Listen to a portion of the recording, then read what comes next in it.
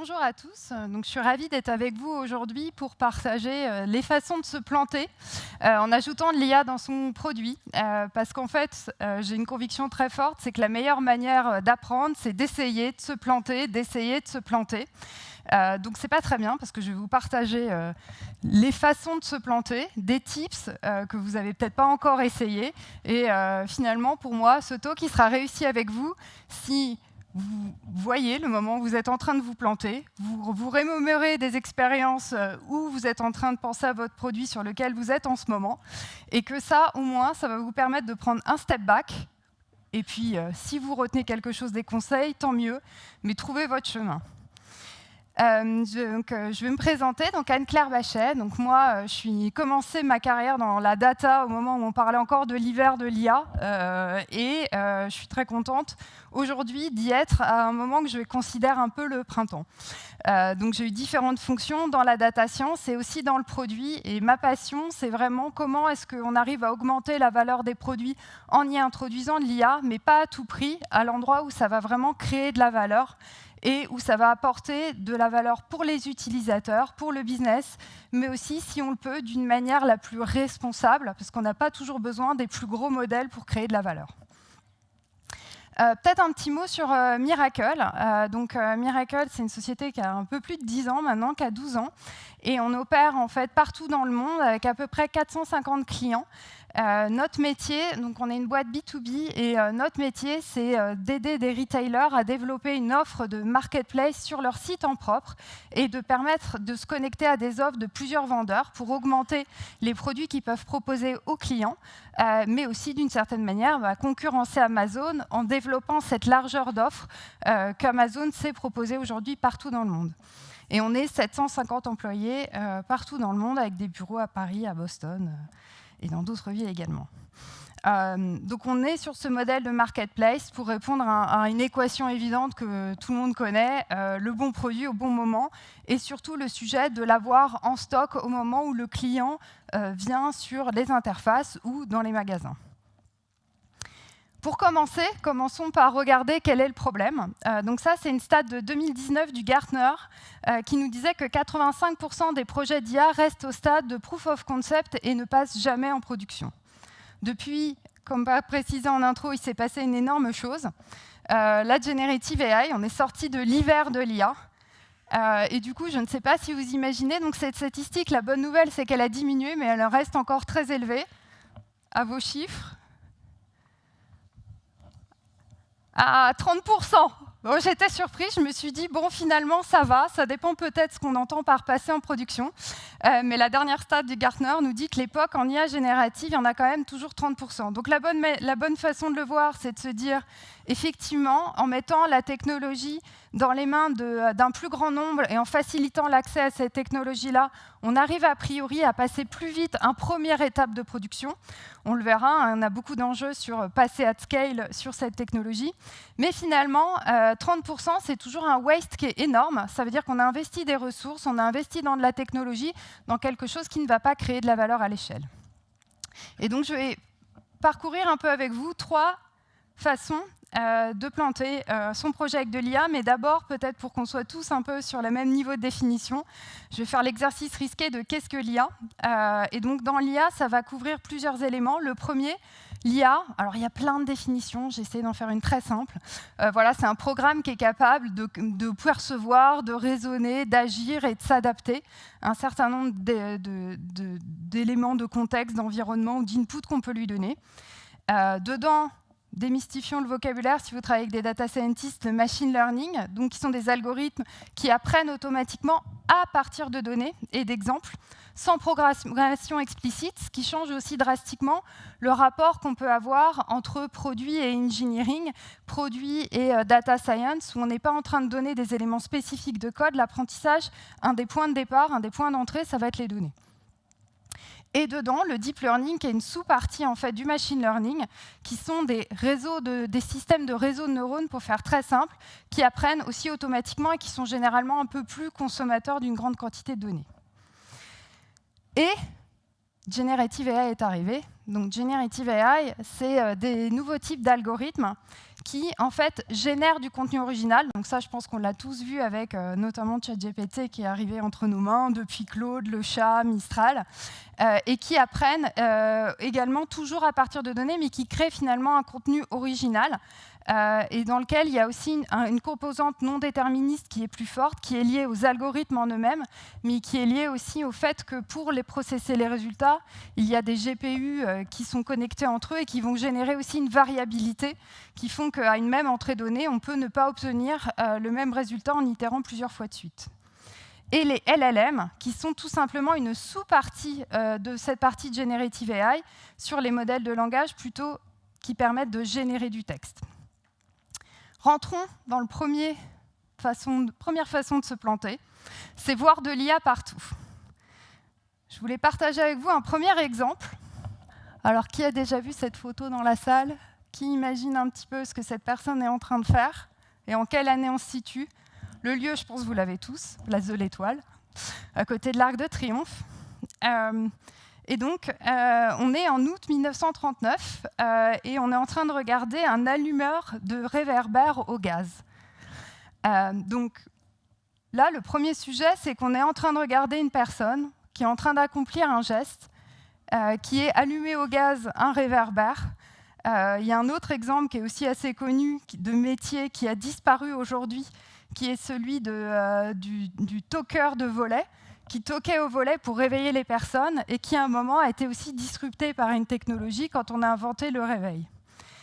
Je m'arrête sur cette image-là parce que quand on regarde, on pense surtout à regarder la technologie du gaz en se disant que cette technologie-là, avec l'électricité, elle va être dépassée puisqu'en fait, ces réverbères vont s'allumer automatiquement. Et en fait, un élément, c'est que quand on pense à IA générative et à LLM, la plupart des gens vont penser chatbot. Donc là, j'ai remis des exemples cauchemardesques du passé qu'on a tous vécu sur les chatbots avant l'IA générative. Et donc, on est tous en train de s'imaginer, en train de se dire « Ah, en fait, finalement, les LLM, ça va être la nouvelle façon d'aller faire des chatbots. Ça va être une façon de les faire mieux. Ça va être aussi une façon d'aller adresser d'autres cas d'usage. » La meilleure façon de vous planter, ça va être effectivement d'imaginer que IA générative égale LLM égale chatbot. Prenons un exemple de Calendly.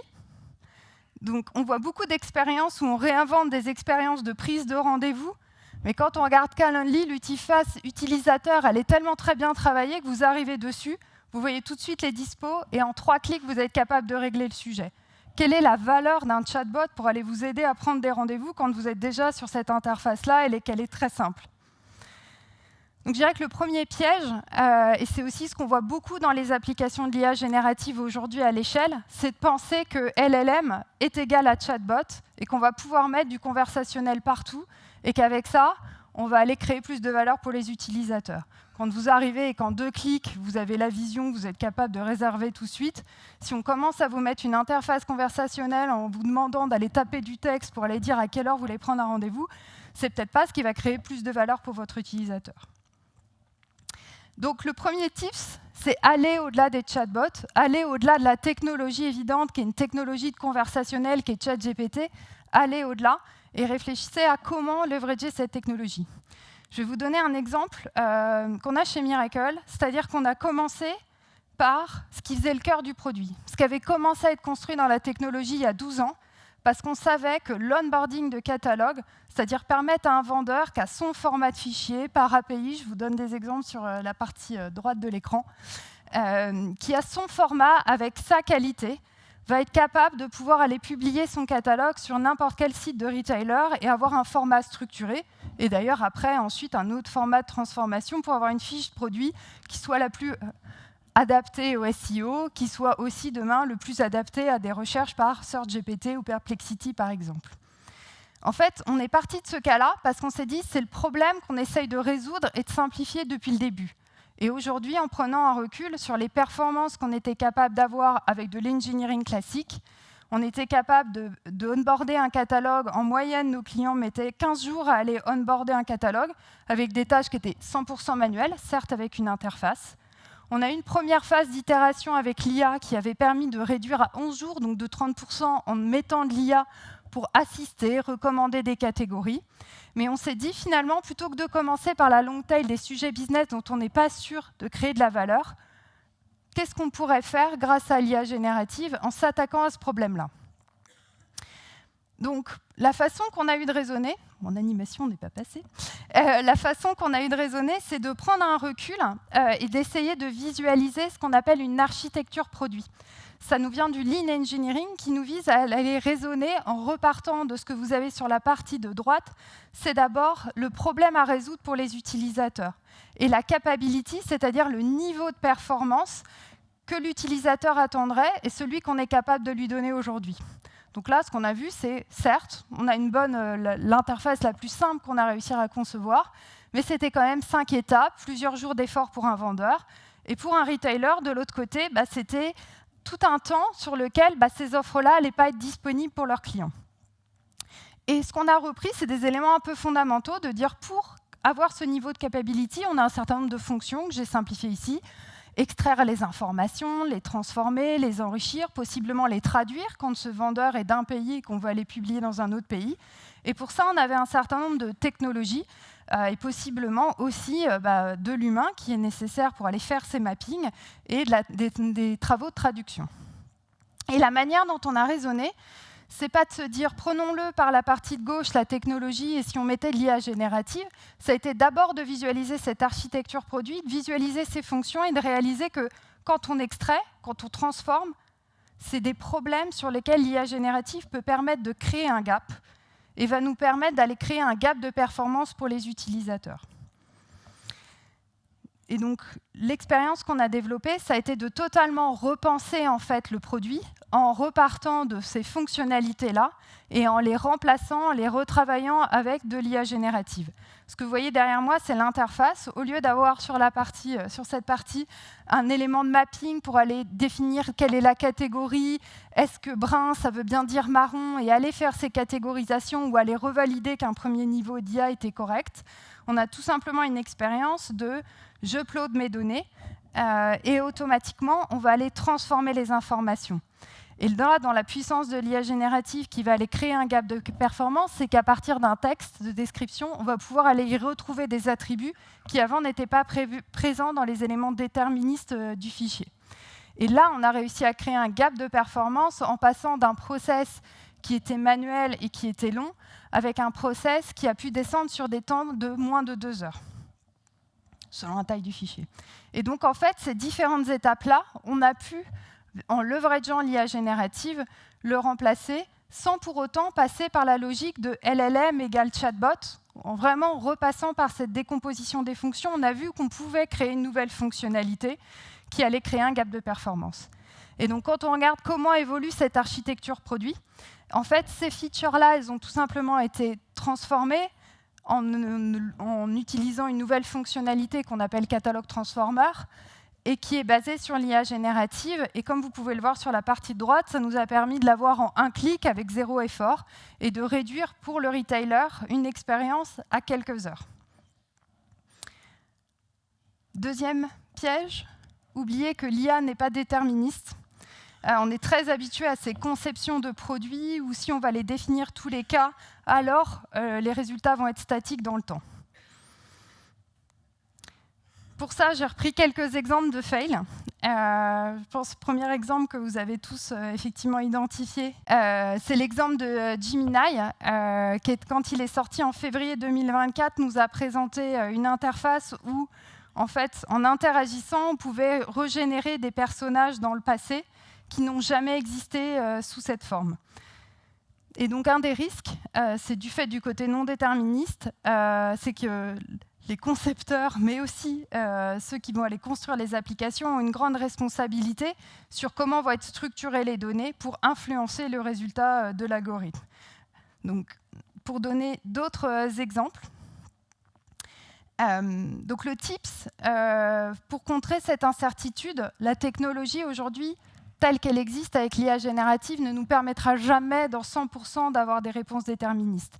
Et donc comment, en tant que concepteur de produits, designer de produits, mais aussi en tant que data scientist ou chef de projet si vous êtes dans la salle, c'est comment est-ce qu'on se met dans un mode finalement où on design pour cette imperfection et cette incertitude qui existera, qu'on ne peut pas forcément contrôler, mais en tout cas dans le design qu'on peut prendre en compte. Petit exemple de votre vie de tous les jours que vous avez dû voir. Google Photos, vous avez la même chose sur Apple, j'ai choisi, mais qui vous permet de reconnaître automatiquement des visages, qui vous permet de classer vos photos. En fait, leur tips pour designer avec cette incertitude, ça a été de donner à l'utilisateur la possibilité de pouvoir recorriger en reconnaissant que cette personne n'était pas Rita, cette personne n'était pas Scott, pour finalement prendre en compte le fait qu'on n'est pas certain et qu'on ne peut donner la main à l'utilisateur dans cette situation. L'autre exemple que je vais vous donner, il est un peu plus personnel, c'est l'exemple de mon retour de Normandie un week-end, l'exemple de Waze. Finalement, j'ai quand même mis 3h40 à la fin. Au lieu des 2h55 et 2h13, c'était l'optimiste quand je suis partie de chez moi. Mais finalement, on voit bien profondément qu'il y a une incertitude, ils essayent de nous prédire le temps de trajet. Et donc là, il y a 2 tips qui ont été développés par Waze pour maîtriser dans le design cette incertitude. Finalement, c'est toujours d'indiquer une alternative. Donc là, comme vous le voyez dans sa proposition, le meilleur trajet était à 2h55. Il m'a quand même proposé une autre alternative à 3h29. Mais toujours proposer une autre alternative, un autre chemin, pour donner la main à l'utilisateur, mais aussi indiquer les faits. Quel est le contexte qui a été pris en compte au moment de la définition de cet algorithme pour proposer ce temps de trajet. Il y avait un accident, il y avait la police, donc il y avait les radars, les gens ralentissent un peu, mais il y avait aussi des éléments de danger. Donc expliquer les faits qui ont été pris en compte pour pouvoir déterminer ce temps de parcours. La manière dont on l'a pris en compte chez Miracle, sur toujours cet exemple de catalogue Transformer, dans la première étape, quand on a été en bêta sur le produit avec les utilisateurs, on ne savait pas en fait quelles étaient les incertitudes qu'il y avait, quelles étaient les imperfections de l'algorithme. Donc on a choisi d'y aller avec seulement de la technologie, en identifiant où est-ce que là l'humain nous faisait un feedback sur quand est-ce qu'il avait besoin de reprendre la main, quand est-ce que le résultat ne lui correspondait pas, pour derrière pouvoir designer et continuer d'adapter ce parcours. Donc là, un des premiers éléments, ça a été de rendre visibles les données qui avaient été transformées par l'IA, des données qui n'ont pas été transformées. Comment est-ce qu'on peut l'identifier? Par un code couleur, par des pictogrammes. Comment est-ce qu'on peut montrer ce qui a été transformé de ce qui ne l'est pas, pour tout simplement aider et accompagner l'utilisateur. Donc là, dans l'exemple, on peut voir qu'il y a beaucoup d'éléments qui ont été retouchés. Toute la description du produit a été totalement générée par de l'IA. Comme on peut voir, la composition n'a pas été générée. Donc ça permet vraiment à l'utilisateur de comprendre ce qui a été modifié, pas modifié, et pouvoir adapter son comportement et pouvoir adapter l'interaction en fonction. Le deuxième élément fondamental, c'est aussi de ne pas imaginer comme on n'est pas à 100% sûr, mais c'est comment donner la main à l'utilisateur pour aussi adapter et enrichir le résultat. Ne pas laisser l'humain subir la machine, mais finalement lui donner la possibilité de pouvoir interagir dans le design et de pouvoir reprendre le fichier, réapporter des modifications et finalement avoir un niveau plus important qu'assister, déléguer une tâche, mais pour autant ne pas imposer cette tâche. Et donc là, en fait, ce qu'on a rajouté tout simplement, c'est ne pas sortir l'humain de la technologie. L'humain est aussi une technologie pour aller produire un résultat, et l'IA générative, de par sa nature d'incertitude, ne peut pas toujours totalement remplacer. Remplacer et automatiser n'est pas un but, accélérer et gagner du temps, et finalement la valeur qu'on peut apporter à l'utilisateur. Dans le troisième, c'est systématiquement penser que l'IA va créer plus de valeur. Là, j'espère que vous êtes réveillés après la pause déjeuner. J'ai un petit quiz pour vous. Alors, que pensez-vous qui apporte plus de valeur dans cette matrice à 2 entrées, où vous voyez faire la bonne chose ou faire la mauvaise chose, faire bien ou faire mal? Pour vous, quelle est la case la plus créatrice de valeur? On va commencer par là où il n'y a pas de valeur. C'est potentiellement faire la mauvaise chose, mais le faire mal, c'est-à-dire qu'on essaie un petit peu de le faire, on ne met pas beaucoup de moyens. Très bien. Bon, après tout, en général, ça va se neutraliser à peu près, ça ne va pas créer trop de valeur. Qu'est-ce qui est le pire? Alors, c'est faire bien, mais la mauvaise chose. Donc, dans l'utilisation de l'IA, comme dans tout réflexe dans votre produit, prendre toujours cette logique de est-ce que je suis en train de passer de faire mal quelque chose à faire bien quelque chose, mais est-ce que avant tout, je suis sur le bon sujet, celui qui crée de la valeur. Et donc, forcément, si on retombe sur là où ce que ça crée de la valeur, c'est faire la bonne chose, peut-être commencer par faire mal, et un jour, chercher à faire mieux. Et c'est là tout le concept aussi en ligne du Kaizen, toujours essayer d'améliorer son geste pour passer de faire de mieux en mieux quelque chose. Mais l'élément qui va être le plus fondamental, ça va être est-ce que vous êtes en train de faire la bonne chose. Donc dans l'exemple que je redonnais juste avant chez Miracle, ça a été le premier aspect, ça a été de nous dire finalement, tester l'IA générative pour tester l'IA générative, ce n'est pas quelque chose qui va nous intéresser. Par contre, il y a deux éléments. C'est comment cette technologie, on la met dans la main de tous les collaborateurs, parce que eux, finalement, comme ils auront l'expertise, ils sauront travailler les sujets qui leur font perdre du temps et ils sauront normalement identifier entre qu'est-ce qui va être bon pour eux et le faire naturellement. Et la deuxième chose, dans l'IA pour le produit, ça a été d'abord de se focaliser en disant où est-ce qu'on a des gros problèmes et concentrons-nous à essayer de regarder dans cette décomposition de fonctions où ce que l'IA peut nous permettre d'avoir des gaps de performance. Et donc, cherchez plutôt à itérer sur le bon problème plutôt que d'essayer de faire bien un petit sujet. C'est un des gros points qu'on a en ce moment sur le scaling de l'IA. Est-ce que l'IA est une bulle ? Aussi parce qu'il y a de nombreuses situations où ça a été utilisé pour pas forcément résoudre le bon problème. Et du coup, quand on tombe sur l'équation à l'échelle, l'équation entre gain de performance, valeur pour les utilisateurs et coût de la technologie est tout simplement pas viable. Donc, petit tips, commencez d'abord par prendre le maximum de temps pour essayer de voir quel est le bon problème, celui qui crée le plus de valeur, décomposer où est-ce que l'IA générative peut permettre de changer les fonctionnalités et de créer des gaps avant d'essayer de l'utiliser sur le mauvais problème. Et chez Miracle, en fait, on a commencé au début, tout simplement, c'est pas forcément évident de se dire mais est-ce que je suis sur un bon problème? Bon, ça, normalement, c'est à peu près le sujet que vous avez déjà développé. Ça demande plus de risques, parce que vous avez déjà potentiellement itéré longtemps avec d'autres technologies. Mais tout simplement, en fait, on commence par faire un zero-shot prompting. Donc, c'est ouvrir ChatGPT, prendre l'exemple d'un fichier vendeur. Est-ce que ça fonctionne? Quand c'est sur les images, la même chose. C'est pas parce que vous n'êtes peut-être pas scientifique que vous ne pouvez pas aller sur Hugging Face, aller tester Stable Diffusion, mettre une photo, demander la transformation et voir si c'est quelque chose de possible. Donc, premier sujet, essayez toujours d'aller tester par vous-même.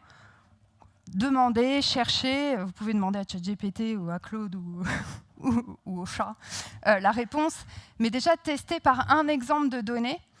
1, est-ce que c'est le bon problème? 2, tester par un exemple sur un jeu de données pour voir si ça peut vous aider à créer un gap de valeur, si ça a l'air d'être viable.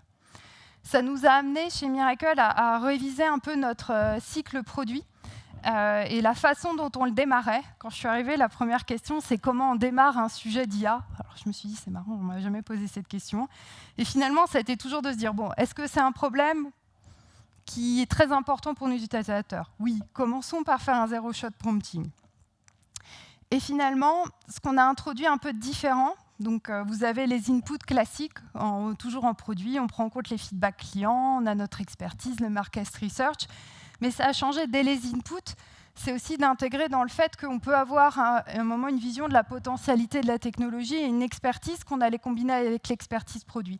Donc dès le début, dans les discussions qu'on a tous les jours, c'est beaucoup de discussions entre les équipes data et les équipes product, les équipes engineering. Tiens, tu penses que ça le fait, que c'est pas possible? Ah, regarde, j'ai vu un service, ça améliore la qualité d'une photo, t'en penses quoi? Et donc c'est toutes ces discussions-là qui vont créer de la valeur. Et derrière, c'est dans l'étape vraiment d'innovation, discovery, assez vite, et dès le début des sujets, c'est ce qu'on a appliqué sur Catalog Transformer, c'est tout de suite intégrer une phase de POC d'IA. Alors, POC d'IA est un bien grand mot, c'est-à-dire qu'il y a des moments, c'est des sujets, on va dire, attends, je vais juste regarder le truc 30 minutes, 1 heure, 2 heures, jusqu'à certains sujets comme Catalog Transformer, où on a mis 2-3 mois pour aller tester la technologie et voir si on avait une façon d'architecturer cet algorithme qui nous permettait d'avoir un niveau de valeur qui était intéressant et qui permettait de créer ce gap de performance. Le deuxième élément important qu'on intègre, c'est aussi d'aller regarder dès le début les volumétries et les coûts à l'échelle en prenant l'ensemble des volumes. Et pour vous donner un exemple, sur Catalogue Transformer, quand on l'a regardé avec les volumes de tokens qu'on processait en entrée et en sortie, on est arrivé à un coût à 500 000 € par mois. On s'est dit, c'est pas viable. Par contre, ce qu'on a vu, c'est qu'il y avait des options possibles et qu'on voyait et on savait que le coût de la technologie allait réduire. Et donc tout de suite, on a dit, mais on va aller en bêta avec du GPT-4 assez classiquement.